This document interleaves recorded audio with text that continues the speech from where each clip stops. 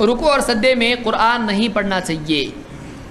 علی بن ابی طالب رضی اللہ عنہ کہتے ہیں نہانی رسول اللہ صلی اللہ علیہ وسلم عن القراءۃ فی الرکوع والسجود ولا اقول نہاکم، اللہ کے نبی صلی اللہ علیہ وسلم نے مجھے رکوع اور سجدے میں قرآن پڑھنے سے منع کیا ہے، میں یہ نہیں کہتا کہ تم کو منع کیا ہے، مجھ کو منع کیا ہے۔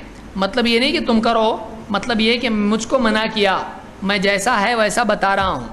معلوم ہوا کہ ایک امتی کے لیے اگر یہ ایک عمل غلط ہے تو باقی سب کے لیے بھی کیا ہے، غلط ہے، ورنہ ایسا ہو جائے گا کہ نبی صلی اللہ علیہ وسلم کے زمانے میں جن کو جو حکم دیے وہ ان کے لیے تھے، بعد والوں کے لیے نہیں ہے۔